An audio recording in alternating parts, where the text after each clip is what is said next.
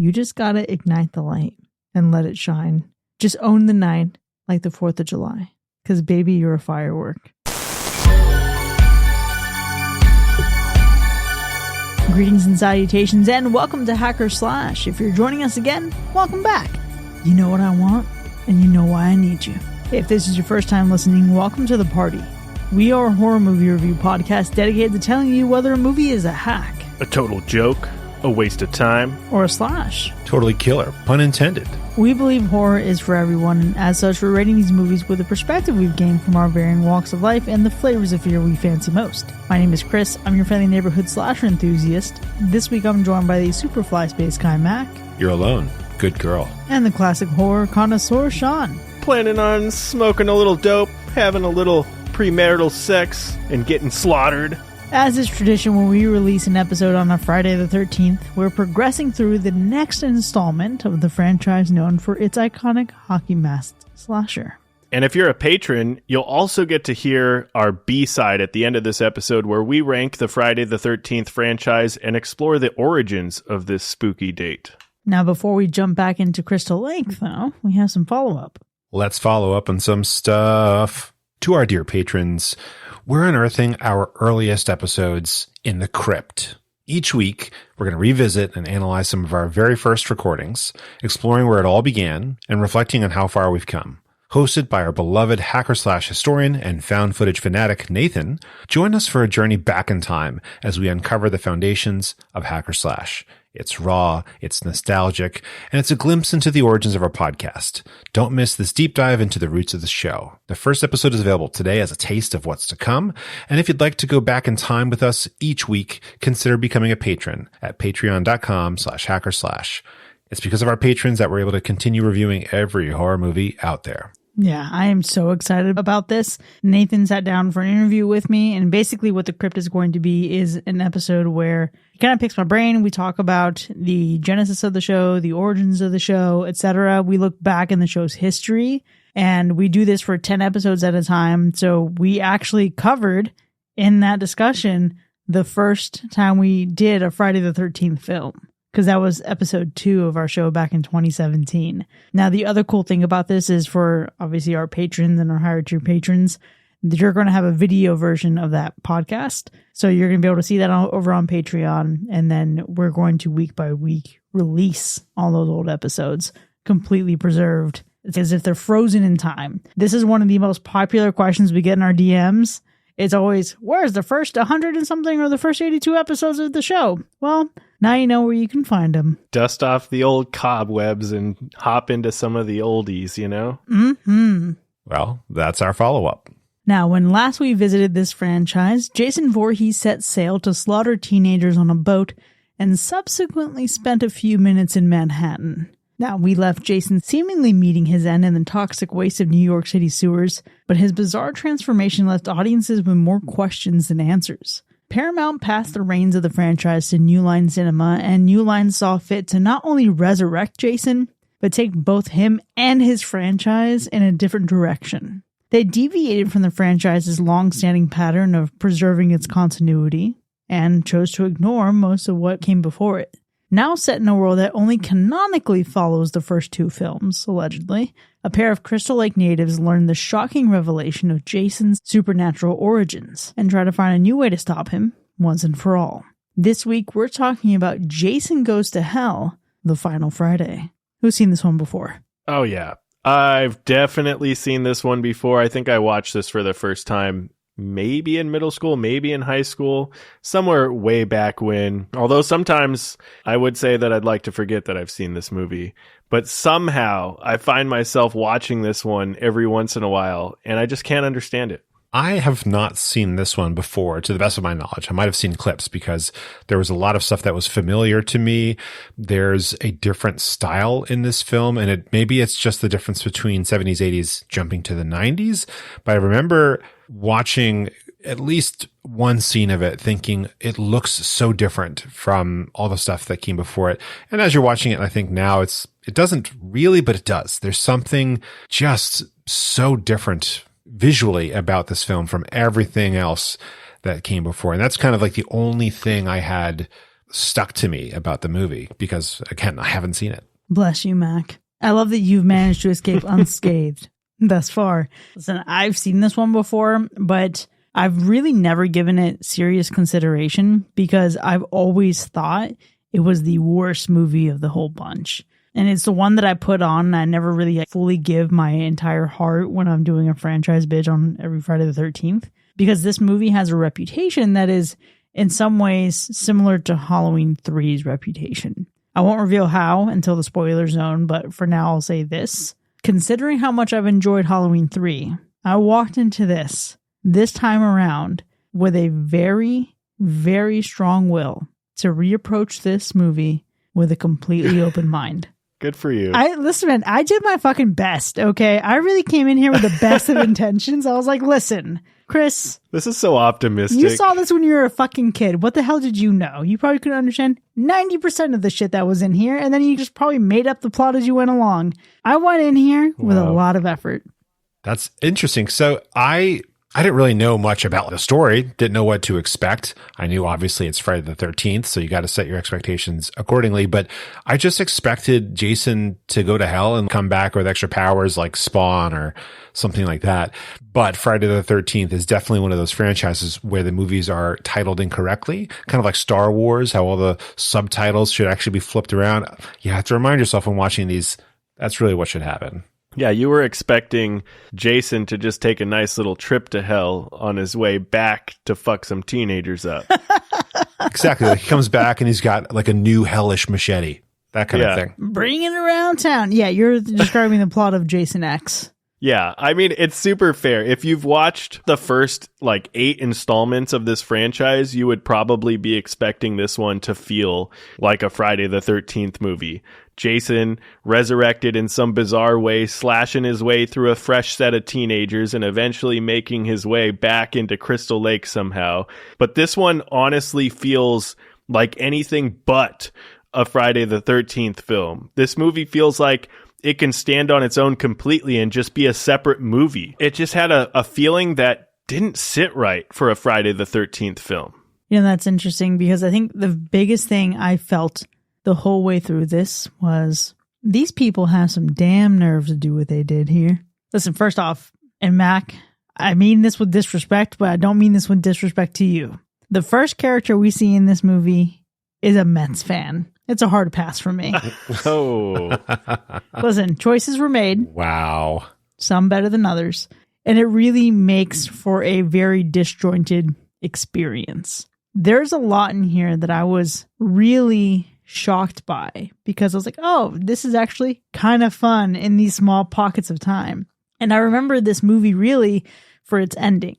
I've always watched it waiting for it to be over, but it's been equal parts because of this sheer desire for it to just be over already. And then the eagerness, and I mean this very honestly, very earnestly, the eagerness to see its final moment. Again, we're not going to spoil that until we get to the second half of this episode. But listen, this time around, it was more for the final moment and less because I was bored out of my mind. Again, I managed to find a couple of things in here to be like, okay, all right, I can find a few things to respect. Oh, respect. That's nice of you. I think while watching this movie, I mostly felt that same feeling when you watch a show that you've been bought into for seasons upon seasons, right? And they realize they're losing viewership and they have to do something different to shake things up. And they completely change the story going forward in the rest of the show. That's what I felt like watching this, where you're like, I have invested how many years into this? Yeah. And you're just going to jump the shark, right? And it's angering. And at the same time, I'm like not really compelled to give it the fullest of my attentions. Did I? Of course I did. But I felt like this is one you could watch at 2 times speed, or this is one where you could do laundry, or this is one where you just put it on in the background because it doesn't deserve your attention. Yeah, I think part of it is that you just feel, I don't know if confusion is the right word while watching this one, but honestly, I had this overwhelming question just pulsating in my mind of was this movie really being serious? Was this really what they were going for? Were they trying to be over the top? Did they think that this was something that they were reinventing and it was just going to be super fucking cool? But somehow it was kind of entertaining. It was entertaining to watch. It just didn't feel like a Friday the 13th film. And I feel like some of the lore and the plot just got absolutely ridiculous. The sound, I think, was one of the most surprising things for me, or maybe the biggest disappointment, because I feel like the sound in this movie felt so low.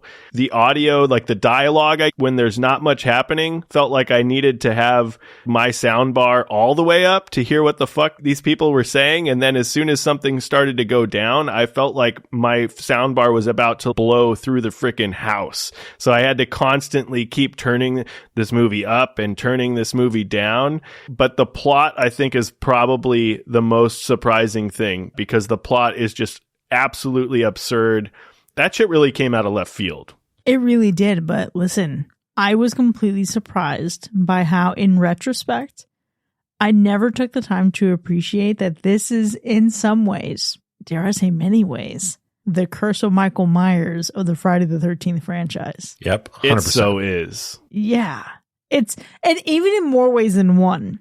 Obviously, there's a lot of stuff in here that is very surface level. There's a lot of like superficial, easy to paint things, easy to point things. But there's even more in there behind the scenes that really lend itself to the Halloween 6 treatment. Yeah. Including a fan of the franchise being put at the helm to make all these decisions. I think it worked out better in The Curse of Michael Myers. I'll just say that.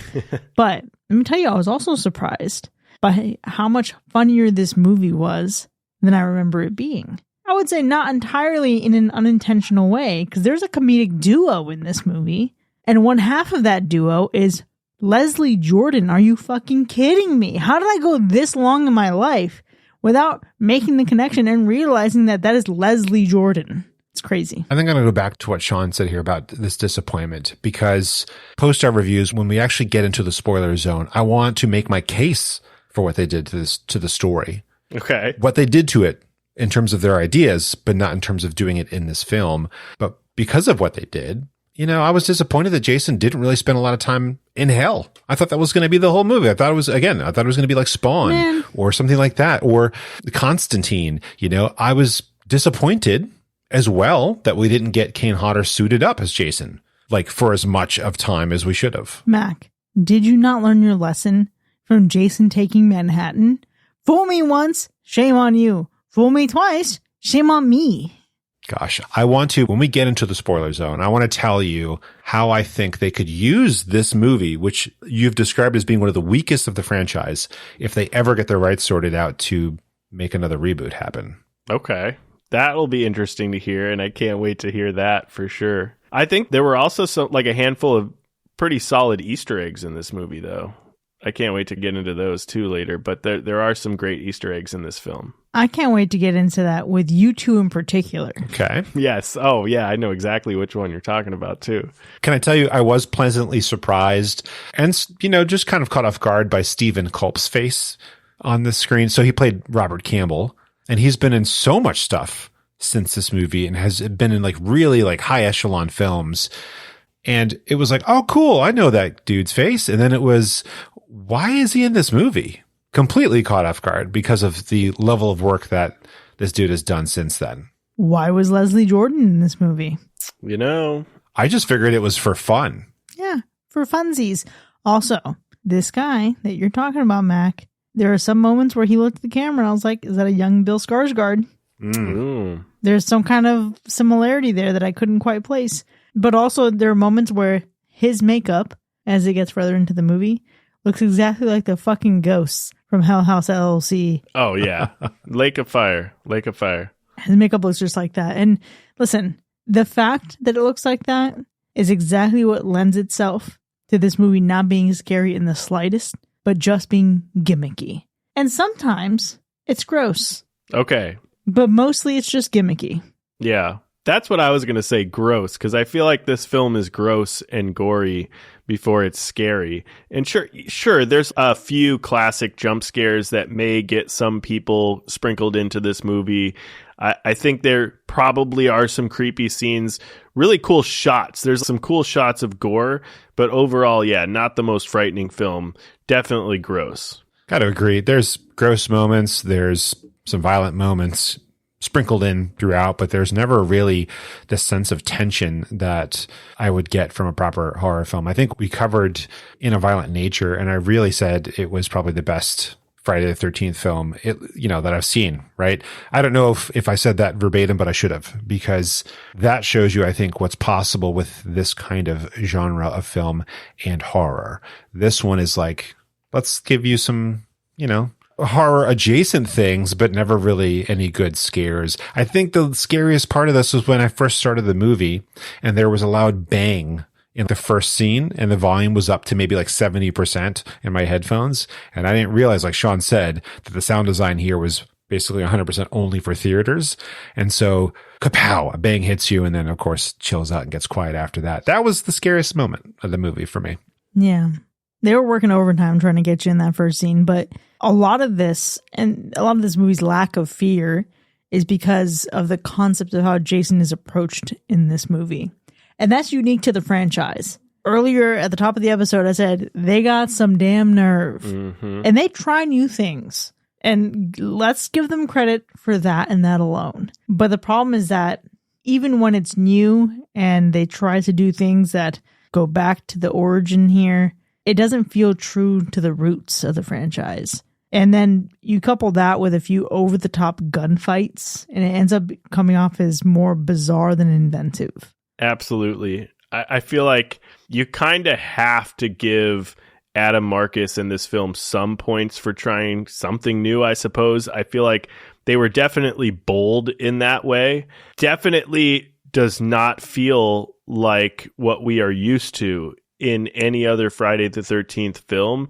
Did we need the wheel reinvented in this franchise? We'll find out in just a bit when we get to our ratings, I'm sure. But you do have to acknowledge that they did separate themselves from the rest of the franchise. So for that, you got to give them something. That's one way to think about it. They definitely separated themselves. But in terms of originality, there's one other major horror franchise that came to mind while watching this. And it's only in like one type of aspect, but this big thing they've done with the story in this movie, it's not new. It's just new to this franchise, which I don't know was necessarily like a good idea. We tried something new last time where we use a title like Jason Takes Manhattan and we spend 4.5 seconds in Manhattan. That's new. That's inventive. Let's go back to the roots. I really thought this many movies in, that's what we were going to get, is good old Stalker Jason killing some teens just with a hellish twist. And I think the choices they made here, to me, didn't really feel that new because I could just pick out other films that they came from. I think that really shows that maybe Adam Marcus could have done something different with this movie had he been holding and sitting on this idea for longer. Because I think this is the point where the youth and the inexperience really comes to play. But let me say this. The ending of this movie, I have two things I want to say about it. One, you just got to ignite the light and let it shine. Just own the night like the 4th of July. Because baby, you're a firework. That is exactly what was playing all through my head through the climax of this movie. And honestly, even in moments earlier in the movie. Oh my God. But then two, the ending is the best part of this movie. Hands down. Not necessarily the conflict and the way up to the ending. Yeah, no, I get it. Do I mean the last second? Yeah. Yes. Yeah, I obviously mean the last second of this fucking movie. And again, I don't say that bitterly or in a petty way. The last second of this movie fucking rocks. And the question is it worth the wait? That is a great question because that moment felt like a big high five, honestly. When we got all the way through the movie to that very last thing, it was like when people are watching Marvel movies and one of their heroes shows up that they haven't seen on screen yet. And they're like, ooh, that's the guy I like, right? Yeah. That's kind of that feeling you get where you're like, oh, I'm a fan. Mm-hmm. And they just did something cool that fans are going to appreciate. So yeah, that was like a good congratulations. And right before that, I think we had good action. We had good pacing. It was interesting. There was actual like threat to lives and stuff. And it really was the most satisfying part of the movie. Yeah. Is it worth the wait? I don't know. I do think that it was ultimate fan service that I think they were hoping would lead to something that we probably know that we get at some point down the line. But I was just about to say, is the ending the best part about this movie? And I think it's a roller coaster because, to your point, Chris, there's parts that aren't that great, and then there's the very end. But to me, it even starts as the third act starts to progress. And I think it starts out like in this third act that we start to pick up. To your point, Mac, the pacing starts to pick up. There's some action that's starting to go down here. I'm a little bit more invested in what's happening. And then you get this little something that comes out, bringing this film right back into what I feel like one big fucking joke that kind of took me down a couple of notches. And then we get another little tidbit that we're all alluding to with the special guest cameo at the very end, where I feel like it brings me back up. So it was kind of like a roller coaster ride of this third act leading to the end. But also, when you compare it to the rest of the film, is it the best part of the movie? I mean, it might be. Well, I can't wait to see how heavily it influences our ratings of this movie. But before we get there, Sean, how would you describe the gore score? You know, this movie was very hot and cold. There's some good stuff. There's some bad stuff. The gore, it's very hot and cold. There's just some kills in here that didn't give us much at all. But then we had some really cool stuff sprinkled in there as well. And the more you think about it, the more you realize that this movie is filled with blood squirting, face frying, body melting, tongue punching gore that at the very least probably earns itself another one of those medium to medium high gore score, just based on what we get to see on screen for the time, but probably more in the medium. And what about the animal report? Well, I guess I get to be a bit of a dark horse here, since I'm not making all these Katy Perry references like you guys are. But except I did. The animal report here is pretty clean. There's a dog, but we're all good. We're all good in the hood. Well, let's go ahead and get into our ratings then. Jason Goes to Hell, the final Friday from 1993. Was it a hack or a slash? You know, this movie was just bad. Previously, Jason took a boat ride instead of taking Manhattan. And now Jason went through yet another unnecessary supernatural reinvention instead of just going to hell like the title promised. I get it. You know, be the Jason Voorhees you want to see in the world and all that. But I really would have preferred a more classic Friday the 13th kind of flick. Take us back to the camp. Let him stalk silently and kill brutally. Just keep it simple. This increasing complication really makes you wonder, like, what was going on in horror films and filmmaking back in the early 90s? The effects were effective and gross when they were actually used.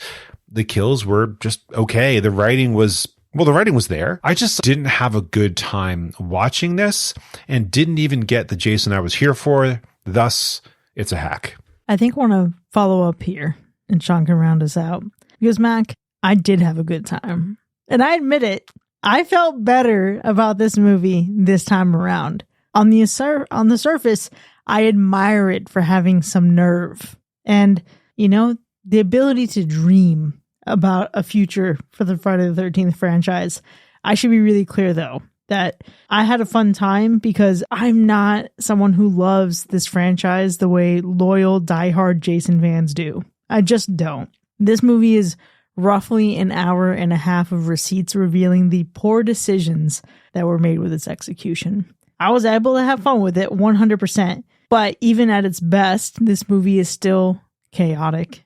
It's still messy. It still lacks both the personality and the soul of Friday the 13th, hence its absence from the title. For all of Manhattan's flaws, and I know, yes, we joke like Jason takes a boat and then spends a few minutes there, that movie was more fun than this. This movie set out to take Jason to hell, but he took the franchise with him on the way. And it's better than I thought, for sure. It's better than I remember, but it's still a chore to get through, and it's a hack. Oh, am I glad we get 3 more movies after this. Well, we'll see if those movies redeem themselves. But yeah, I think it's interesting because this movie gets a lot of hate, but it also at the same time has sort of a cult following. But we all know what happens with cults. They start off cool, and then they usually implode at the end, and everything goes to shit. Much like this movie, only this movie doesn't even start off cool. The story, I feel like, and the plot is just too ridiculous in this one. I feel like there was, just too much going on here, too many characters, too many subplots. The acting is bad. not in a fun way. It's just bad. We had a ton of kills, which we want in a Friday the 13th film, but to me, only a handful of them were really notable. And there are a lot of really great qualities, right? There were some really cool practical effects used in this movie. There were some really fun Easter eggs, but the movie didn't feel cohesive. And with all of these plot holes, it just didn't make a whole lot of sense. So Jason can go to hell, but take me back to Camp Crystal Lake, because this really isn't it. This one is a hack. Well, with that, Jason Goes to Hell, the final Friday from 1993, has earned a resounding universal hack. But there's a lot more to discuss when we return from our break. If you've already seen this before, please chime in, let us know. You can follow the link in our show notes to our Discord server and the conversation there. And if you haven't seen it, don't worry, we got you. You can find a link to where you can watch it right now. And when we get back from our break in just a moment, we're going to dive deep into the spoiler zone territory. So we're going to unpack that ending, we're going to learn more about this movie's terrible production, and we're also going to hear how Mac would adapt this material for a reboot. We'll see you in a bit.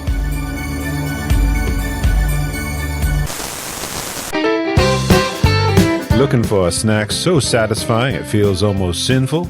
Introducing Pookie Skins, the only treat that combines crispy perfection with a touch of the forbidden. At Pookie's, we don't just fry any old skin. Oh no, these bad boys are crafted from only the finest freshly peeled flesh. Don't ask where we source it, we've got connections. Whether you're craving classic Voorhees Crunch, Hellfire Barbecue, or our fan-favorite Possessed Parmesan, each bite is packed with otherworldly flavor that'll leave your taste buds screaming for more. Need a party snack? Our soul-sharing party size is perfect for your next seance, sacrifice, or casual movie night featuring your favorite hockey masked fiend. And for a limited time, we're offering extra crispy Demon Dippers, served with our signature Bloody Ranch sauce. But don't just take our word for it. Here's what our customers are saying. Pookie Skins are so good I'd give them an arm or a leg for more. And I did. From Voorhees Crystal Lake, and they're better than the souls I snack on, some demon probably said. So if you're hungry for a little horror and a lot of crunch, head on down to Pookie Skins, because nothing says mouth-watering like a snack that stares back. Pookie Skins, fresh, crispy, and questionably sourced since 1993.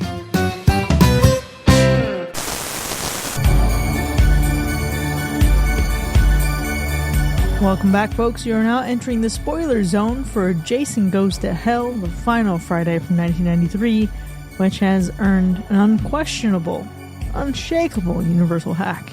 Now, we have a lot to unpack here, but before we get into the specifics of why we detested this movie, let's go through those kills. This movie is full of disappointments, but not with the kill count, because this one delivers the goods with 30 total deaths, 33 if you're counting the deleted scenes.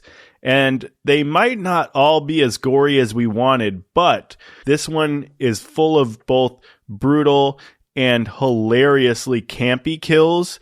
So when you have everything from possessions, stabbings, and head smashing, I gotta know, what was your favorite kill? I gotta give one up to some originality, honestly. I think the face smash just by like a punch. Ah, you son of a gun. So good. Right? Interesting kill. It reminded me a lot of Preacher, one of the characters in Preacher. But yeah, just like the visual, the effect that they did. It was such a crazy visual. That's all they had to show was this person's face completely just, and it wasn't even completely, honestly. It was just like just caved in enough to where it was like, oh, they can't breathe after that. Yeah. Listen, Joey B talking all that shit this entire fucking movie to only then just get checked. One hit wonder. And her just jaw just crunched in. You can see the teeth coming out. Ooh. It looked like something that you would see in like a cartoon or like something like a Looney Tunes type of thing. Yeah, it was giving Beetlejuice. Or that, yeah. You just get punched so hard that your face kind of like implodes and then you just shake it out and you're back to normal. You know, that's what I was expecting with that kill. It was definitely cartoony. It reminded me a bit of the excess of Punisher Warzone when we get the complete face cave in with a single punch. That was ridiculous. It was more cartoony, you know, just kind of pursed some lips and stuck some teeth out. And that was a bit fun. I think a lot of the other kills here were just like so generic though, that one really stuck out.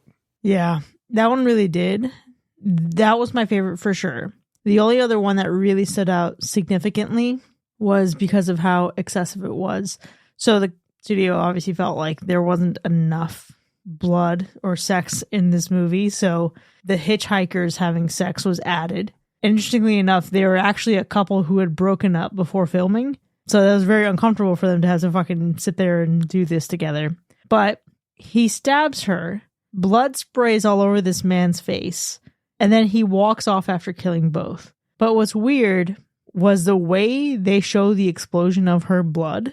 It was perfectly timed because she looked like she was having a great time engaged in that activity with him.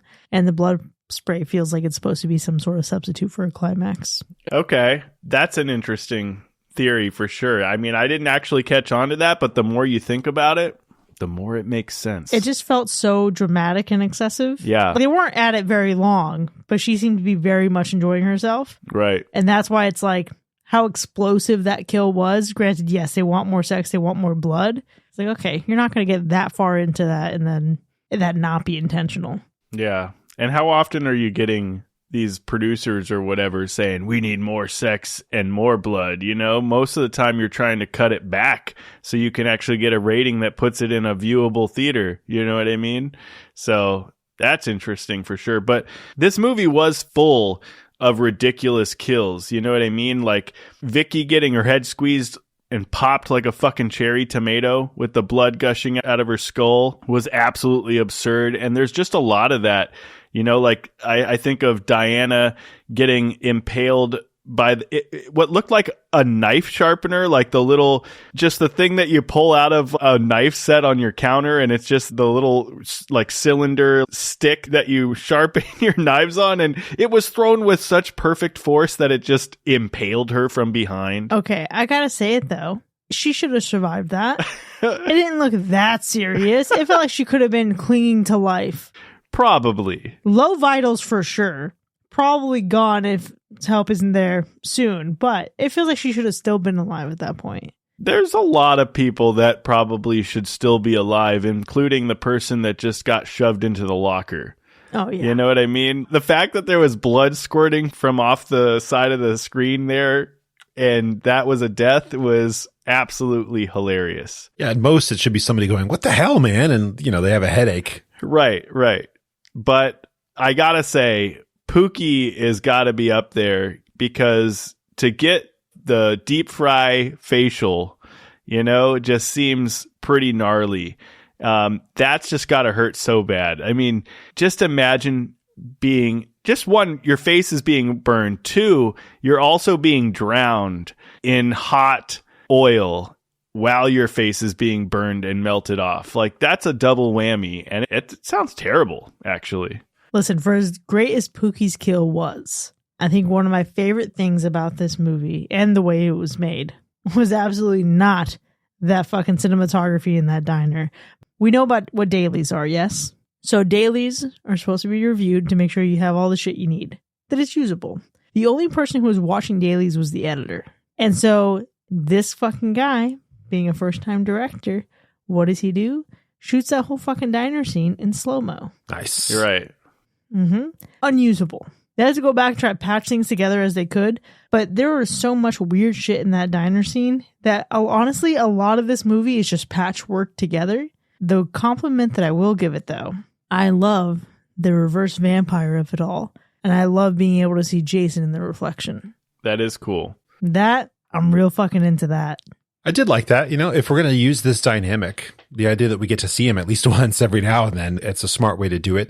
And the fact that characters can kind of recognize that they're not him when they're doing bad stuff, I like that as well. It's a good way to use a mirror. Yeah. I think my favorite thing to look at, though, goes back to what we said earlier, the best part of the movie, the end, the actual effects we get of Jason finally being dragged down to hell.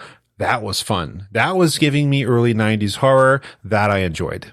Oh, did you love the sparks flying off of him? Even better. Because baby, he's a firework. Give me all the sparkles. Oh, man. It is. Okay, so there are some really good practical effects in this movie, I think. If they just kind of stayed there a little bit longer and gave us just more of that, invested a little bit more in those effects, I think this would have been much better, because we got some really good practical effects, but I wish there was more of it. With the amount of kills that we got, I feel like we should have gotten more of those like awesome effects of the melty gooiness. And I'm sure I'm channeling my inner Vero right now, because I know that she would have loved all the melty gooey goodness in some of these practical effects. I'm sure that would have probably been her favorite part, her favorite scene, favorite kill. I'm just going to put my money on it. Might have made the movie a slash for her just for being gooey. Probably does, actually. Probably does, now that I think about it. But yeah, it's the effects. Also, let's just talk about, it's not like an insane amount, but let's talk about these Easter eggs. Because Chris, I know you want to get into it, but I know the one you're referencing. We're talking about it. It's the Book of the Dead from Evil Dead. It makes a very apparent appearance in here. And I gotta say, I actually kind of forgot that was in this movie until I rewatched this for the podcast. Yeah, that and a Kandarian dagger. What the fuck, guys? Come on. It's there. I love it. This is why Freddy versus Ash versus Jason is a comic that almost became a movie. That would have been a little bit wild to think about of a movie. I wonder if that was going to be alongside Freddy versus Jason, or maybe would that just be in replacement of Freddy versus Jason? I don't know. You have to read the comic to find out. I've never read the comic, truth be told. The comic that I started reading, it was basically the survivors of Freddy versus Jason go to a cabin. Yeah. Ash is also at that cabin. He sees them get killed. Okay. So they die immediately. Mm-hmm. And then he encounters Jason Voorhees. Okay. So, listen, it's entertaining. Yeah, it is. Does it make you like Jason Voorhees more for him to be a Deadite? I don't know. It's interesting and I think revealing, and also it all makes sense that the director had this idea that he's a Deadite. Yeah. You know, I think watching it, you're like, oh, I can really see that influence. But here's the thing. I haven't read the comic, but obviously I know that this is a thing in the movie. There's definitely some conversation that has sparked amongst fans around this whole thing, and maybe reading the comic makes sense. I don't know, but there is that theory that Jason is a Deadite, but to me, I think that's complete bullshit, because whether they can be maybe interweaved together in some kind of universe, he does not exhibit anything that a Deadite would exhibit. These Deadites come back and they're like vulgar assholes that are constantly just nagging you. And that's not what Jason is. So I don't know that I would say that Jason does come back and kill people, but he's not exhibiting the same type of behaviors that you would get from a Deadite, in my opinion. Was Jason Voorhees not nonverbal? Ooh. If someone is nonverbal pre-Deadite, do they come back verbal? Maybe. That's a good point. It's possible.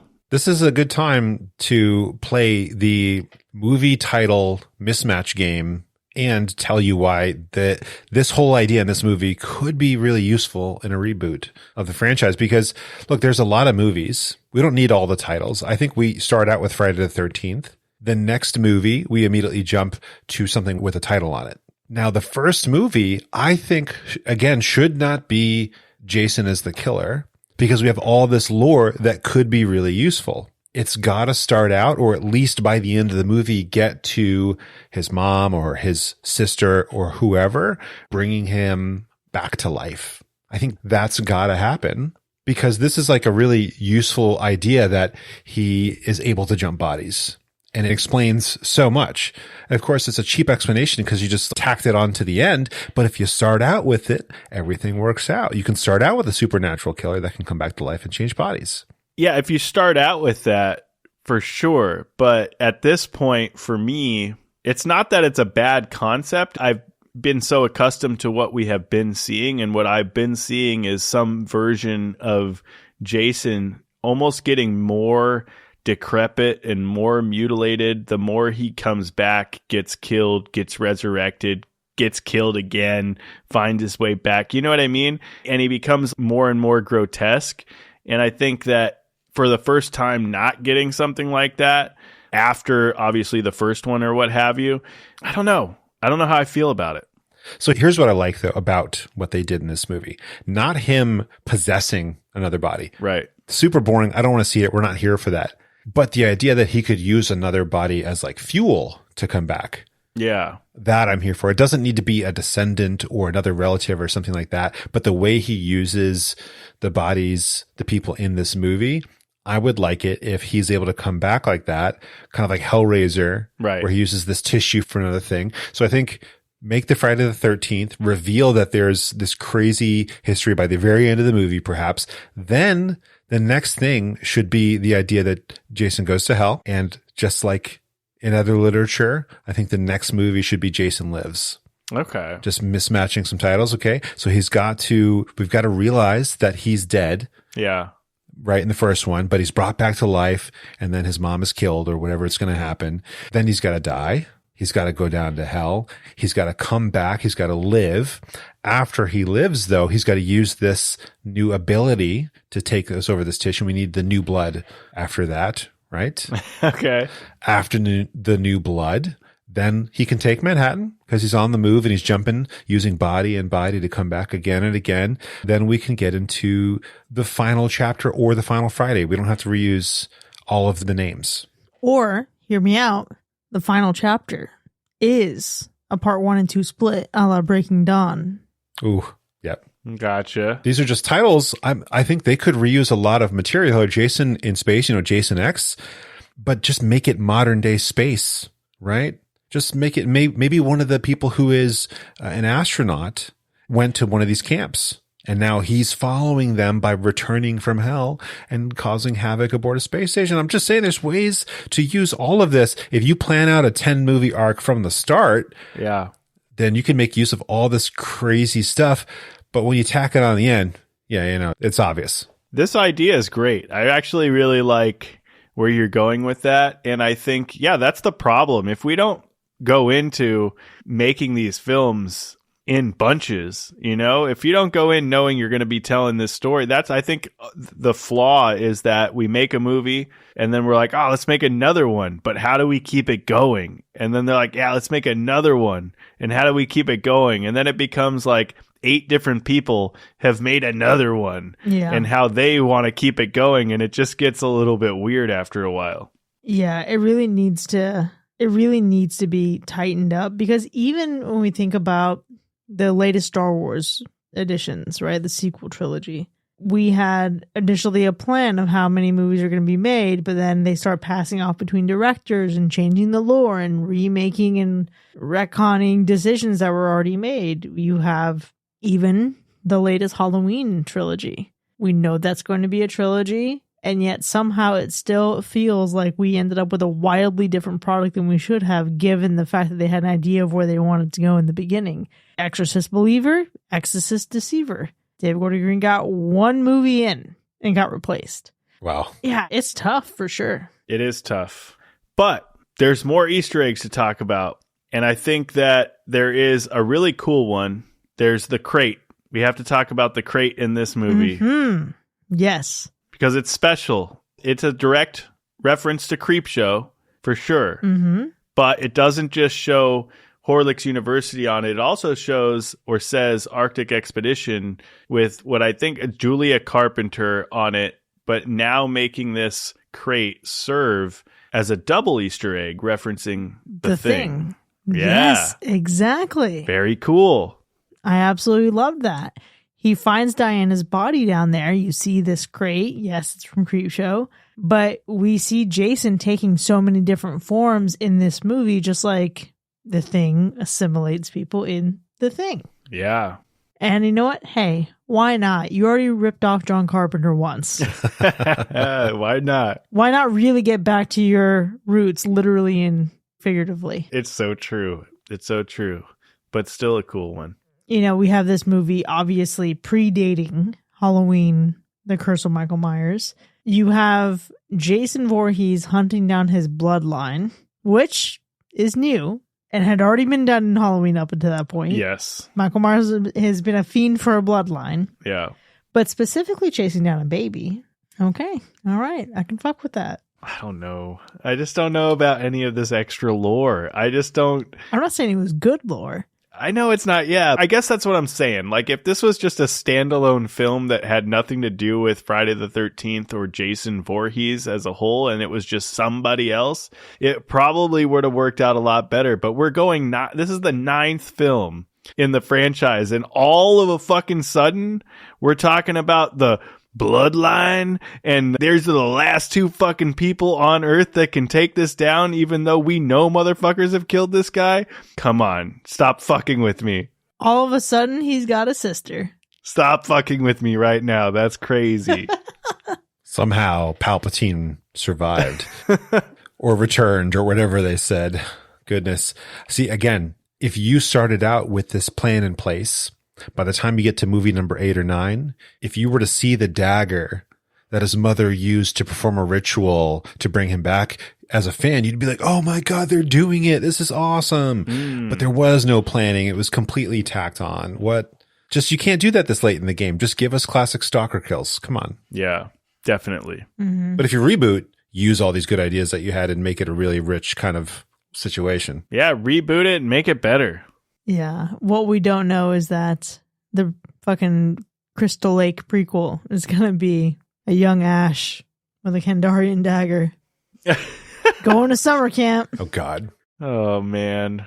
I hope not. No. I hope not. And then we have, obviously, everyone's favorite Easter egg, which is Freddy. You know what I mean? At the very end. And that's what we've been talking about. We talked about it in the beginning of this episode, and we're going to talk about it now. But yeah, Freddy's hand just coming up and dragging this motherfucker to hell, or, the very last remnants of him or whatever. But yeah, and shout out to Kane Hodder for now playing both Freddy Krueger and Jason Voorhees. Not just playing them both, but to do them both in one movie. Oh, that's true. Still not the worst version of Freddy Krueger. That's not very Robert true. Not the worst.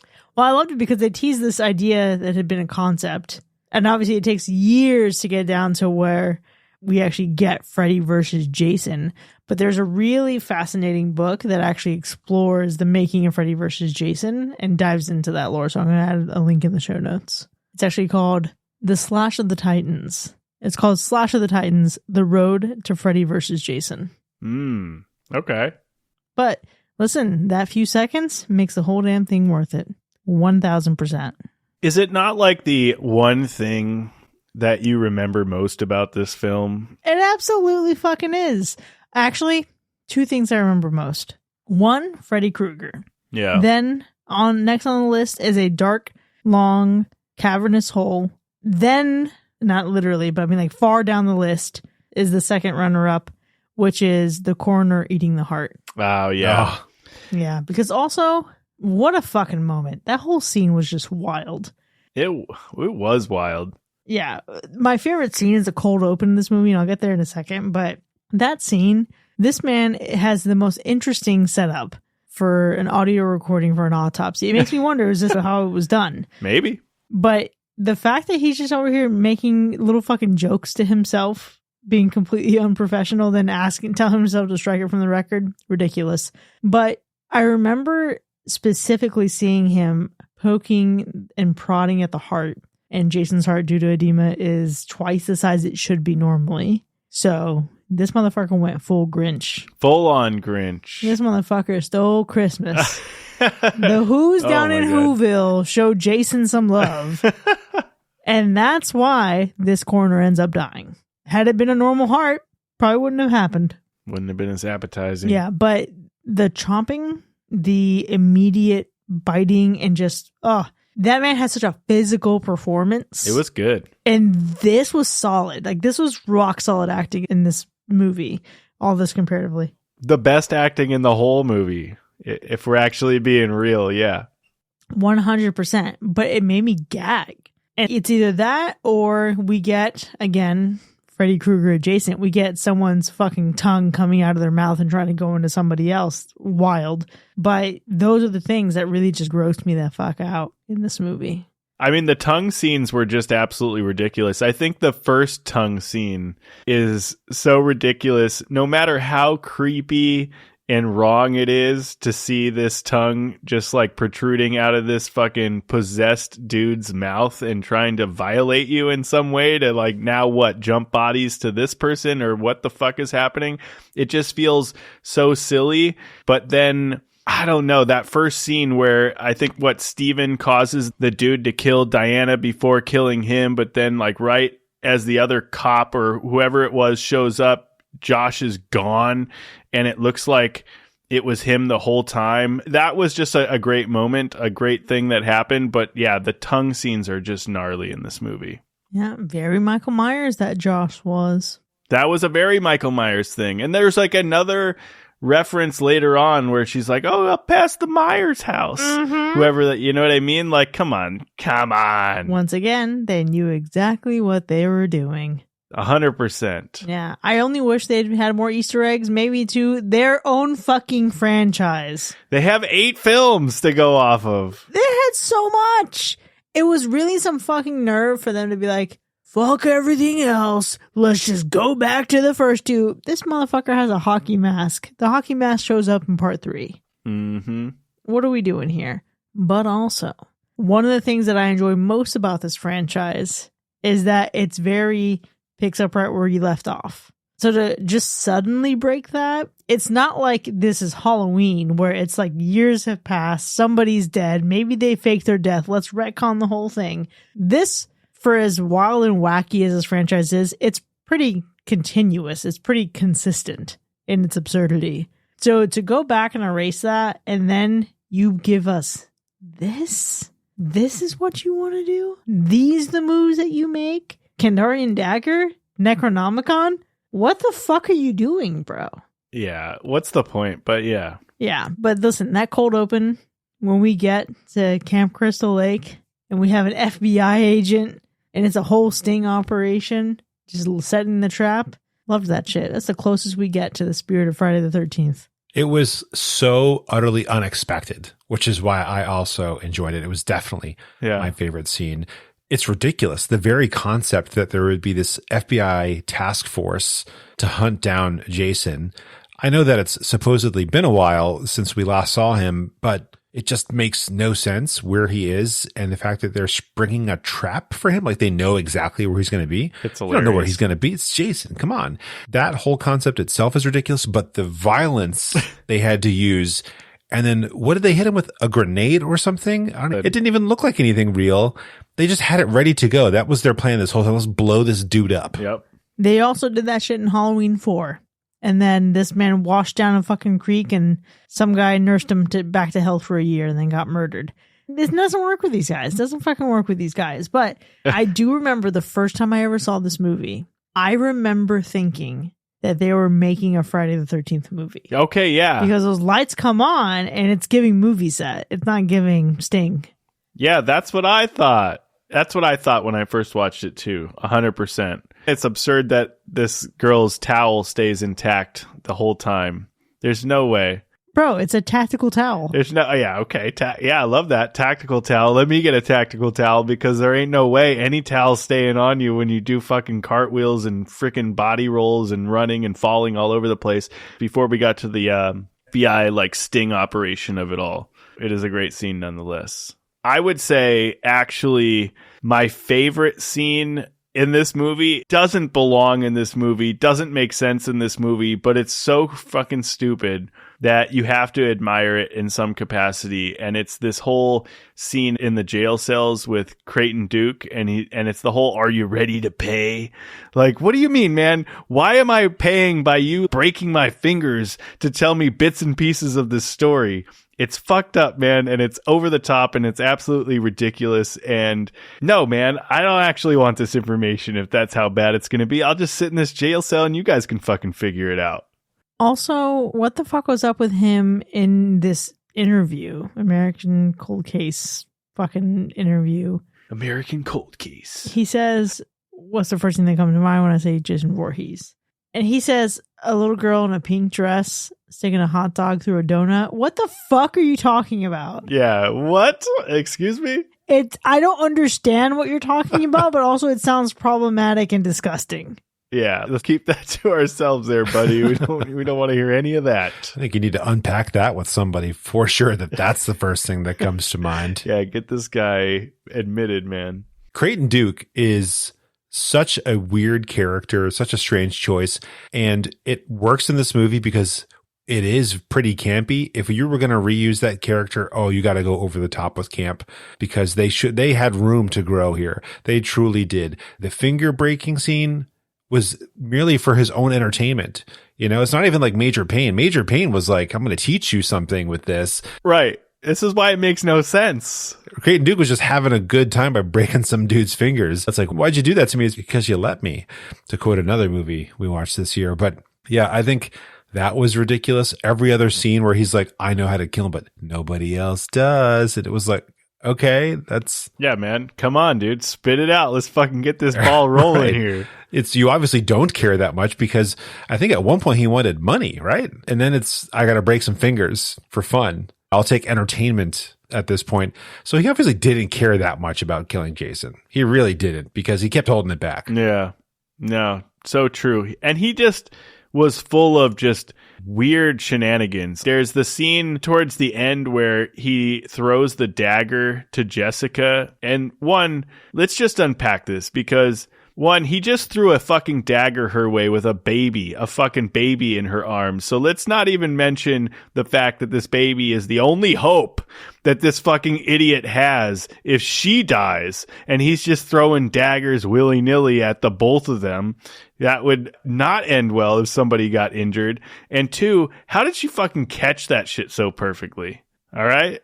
Okay, again, it's like Rey getting the fucking lightsaber in The Force Awakens. Just comes straight to her. Yeah.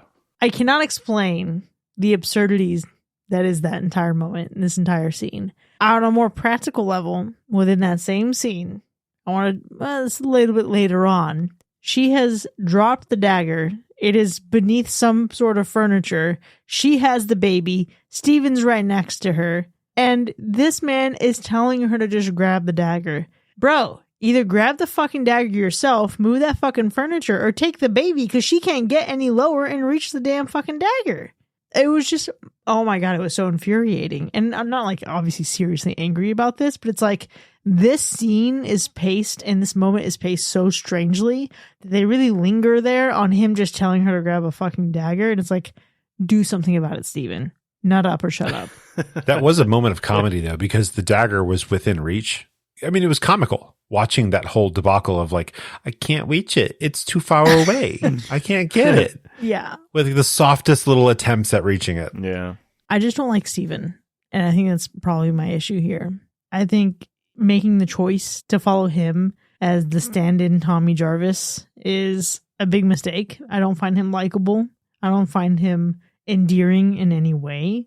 And really, the fact that that scene concludes and this movie concludes with them having a kiss after Jason goes to hell, it's like, yes, nothing like a trauma bond to rekindle a relationship that probably ended for a really fucking good reason. Yeah. And I hate that. It's like he has this whole, I mean, not to pull the fucking Katy Perry again, he has this whole the one that got away energy about her the whole damn movie. And it's just like, move the fuck on. Ooh. I know that you want to be present in your daughter's life and that's fantastic, but also just, you don't have to be romantically tied to her for that to be the case. There's probably a really fucking good reason why she doesn't want you around. Yeah. So what the fuck is up with your shit? Yeah. The characters in this movie are just like from one end of the spectrum to the other, right? Like you're either like a super bland character and super boring, or you're just like absurd and completely idiotic. And, you know, we're talking about some of these characters, but I also want to spend some time breaking down the dynamic of this fucking diner family, right? You know, like we're looking at Pookie, we're looking at Joey B, we're looking at Pookie, we're looking at Joey B, we're looking at Ward B or whatever. I'm assuming they're all related. I'm assuming maybe husband, wife, whatever. Maybe, I don't know what the dynamic of this family is, but what a strange group of people to be running this diner. And the fact that they're just like so over the top. Like there's that one point where they're just like pulling out guns and they're like, oh, we're just gonna, like, what the fuck is happening here with these three people? Yo, it's Butch Cassidy in the fucking Sundance Diner. Something like that. Absolutely absurd. Well, Friday the 13th does usually have moments like that, I feel like, in every movie. I remember in an earlier one, there was like banjo music playing when some guys showed up, and it was all like silly sounds, like sound effects. So they have a history of doing this. They just couldn't let go of that to make some more mature choices at this point. That being said, if they had done that, we wouldn't have gotten Leslie Jordan as Shelby. True. That was good entertainment. Love the characters. Just absolutely absurd. Pookie, yeah, definitely great character. Arguably one of the better kills that we get. Has to be in the movie. Yeah. And I really just want to point out how enterprising they are. I love that Joey B says very early on, people are going to come to see Jason's hometown and they're going to come with appetites. We have her rationing out the beef from the patty to make Jason's mask because they're not doing it right. And they get a whole other patty from it, and it's a 2-for-1 sale. Listen, she knows her economics. She's fucking wild. She's probably super lovable outside of a scary situation. Maybe she's someone that you love having in your life, but you don't want to have maybe many deep topic conversations with because you're probably not going to see eye to eye. But I respect her business sense. Yeah. This is one of those cases where I think we honestly could have dealt with more of this couple. We could have had a little more screen time given to them and not to the fake Jasons. Maybe we could have had a closer bond with them and our protagonist, except this movie can't decide who its protagonist is. Well, it's obviously Lori and Jamie and Steven. I mean, Diana and Jessica and daughter. Okay, but is Steven one of the only characters to actually put up like an actual fight against Jason? I know we have these battle scenes and whatnot, but this really felt like a showdown. He was throwing blows with Jason. I have such a point about this. Not a good one, to be clear. But that's fine. I could not stand that Jason was really toying with his ass because he could easily crush his skull or dismember him at any moment, but instead he just chooses to fling him. He just yeets him around, just tosses him around. Yeah, we saw literal heads get squeezed and popped, but somehow Steven is like throwing blow for blow, shot for shot. Here's my conspiracy theory. Are you ready for this? Is it that they signed a contract that he wouldn't get paid unless they went all the way to the end? No, that's probably what actually happened. If you squint your eyes just right, it's probably because Jason sees in Steven the same level of pathetic energy that he felt himself as a child and wanted to have a little bit of mercy. Oh, boy. I just don't like Steven. That is given some credit. He's a doofus, right? Like, he did not give me main character energy whatsoever. Okay, obviously, it feels like both he and her are grown-ass adults. Why the fuck is he still wearing a varsity jacket? Some people just can't let go. Yeah. You know? Still wearing their high school varsity jacket, you know, their high school football championship ring. He just hasn't found the right shoe store to work at yet. There you go. There you go. Then he would be married with children. Yep. You know, we've mentioned one character a little bit so far, and that is Freddy Krueger. And that was the best part of this entire movie, Freddy's Claw and the laugh coming together to tell you something fun is going to happen because of this movie. And I know it wasn't the very next film, which is honestly strange considering the foreshadowing here, but that moment was like such redemption and such a feel good as a fan after that mess we just watched. 1000% best part of the movie. Definitely effects wise, you know, you think of like that one scene with the cop dude or whatever that was melting away and the jaw was stuck to the floor as he was like, the body was moving away. Pretty gnarly. So you gotta really enjoy some of those moments that probably make the best part of the movie, but also just the last 20 minutes or so, I think, are probably the best part of this movie, because even though the end of this movie is just as ridiculous as the rest of the film, it gets ridiculous in maybe a more fun and campy way instead of just silly and just dumb. And I think the kills we get are awesome, you know, with Jason jumping bodies left and right and going on a complete fucking rampage. But then we get the scene of baby Jason crawling out of the hacked up neck of Randy. Alien. Definitely. It was cool at first. But then the baby Jason of it all just kind of squirming around the room just got to be a little bit too much. And then it wasn't so cool. But overall, the last little bit of the movie towards the end was probably one of the better parts of the film. Might make it redeemable enough for potentially a rewatch. And then maybe that's why I still find myself watching this movie every so often, because I do think that there are some cool practical effects. There's some fun Easter eggs in this movie, and there are some moments that you kind of reminisce on from the end of this movie. And I find myself getting suckered into watching this one every so often. And maybe it's because I'm like, oh man, there was some good parts in this movie. Yeah, let's put this on again. And then you're like, fuck man, why did I put this on again? You sound like every fucking friend I've had that I've had to discourage from returning to a toxic ex. This movie hurts you. Yeah. It also hurts me, and I get it, because I'm also that friend. Listen, the problem is the Freddy tease draws you back with the promise of something that's much better that lies in the future. But the rest of the film is so uneven that it's tough to even justify a second viewing. Now, hi, Pot, I'm Kettle, and we're in this boat together because I revisit this film every year that there's a Friday, every time there's a Friday the 13th, but I only revisit this movie out of a sense of duty and obligation. I do it out of a need to fulfill my completionism. I do it to satisfy my compulsory need to finish what I start. And I'll be damned if I have an incomplete experience because I don't like this movie. I'm with you there. And I could skip this and Jason Takes Manhattan if I were doing a binge rewatch of the entire franchise. I would feel completely fine going from before these two films straight up to Jason X.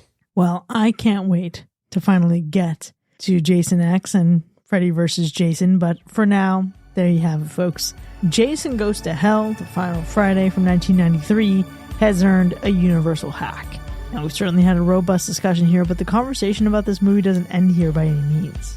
If you want to find out how you can go further than this episode, consider supporting the show and visiting patreon.com/hackerslash, where you can enjoy even more of the show, including bonus content with early access, extended episodes with our B-sides, movie nominations, so you can be a part of what we watch next, and of course, live shows. And if you're disgusted like we are of the idea of someone sticking their tongue down someone else's mouth in order to transfer their consciousness, leave us a 5-star review wherever you get your podcasts.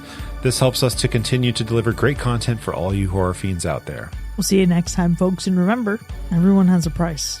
What's your price?